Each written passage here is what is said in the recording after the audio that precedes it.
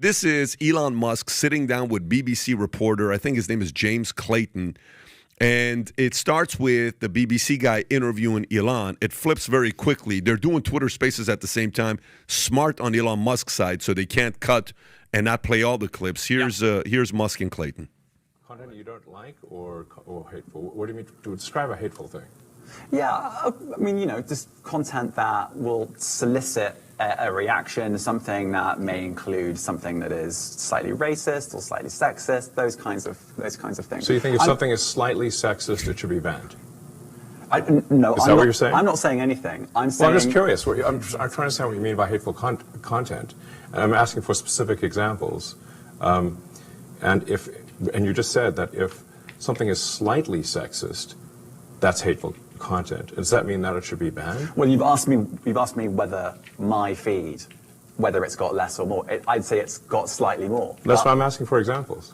Can you name one example? I honestly don't use.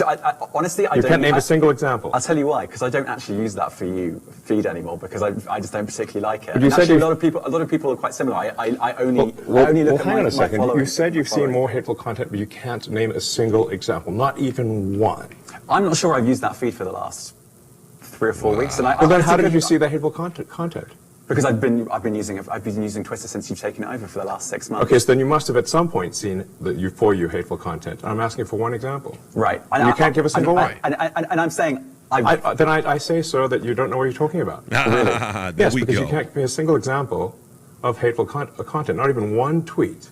And yet you claimed that the hateful content was high. Well, that's false. No, what I claimed... You just lied. What I claimed was there are many organizations that say that kind of information is on the rise. Now, whether it has on my feed or not...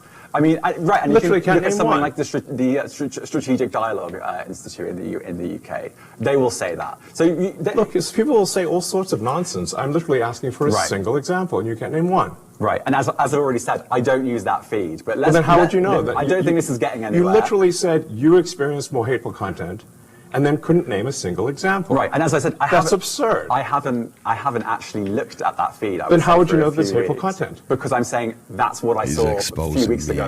I can't give you an exact example. Let's move on. I love that at the end. Let's move on.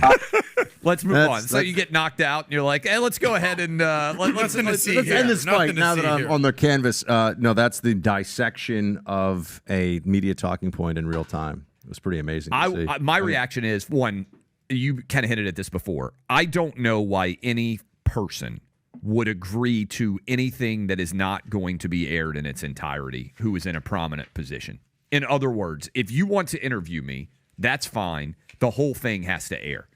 And then people can listen to the whole thing in context. The fact that, a Trump would still sit and allow anybody to interview him, like, you're a super busy guy.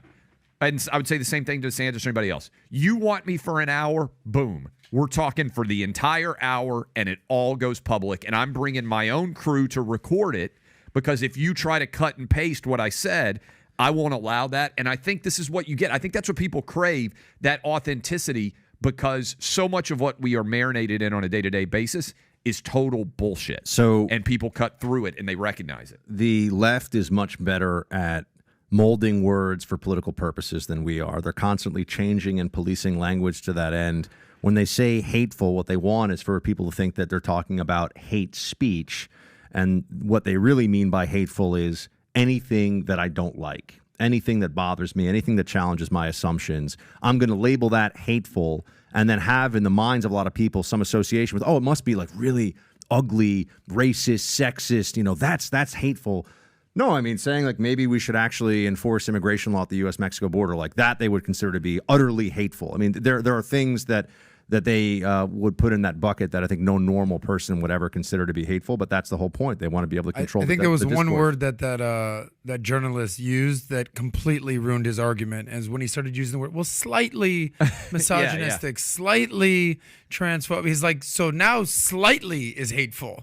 And then Elon Musk just pounced on that. It was over from there. I also think the number of people who say, some would say, like some people say, some people are say. saying. That's the People are saying. many people, probably the best. I know that one there, Probably. Buck. That's when the person hasn't done their homework, because he could have easily said, he could have cited 2 or 3 different like organizations, and then Musk would have had to attack the organizations.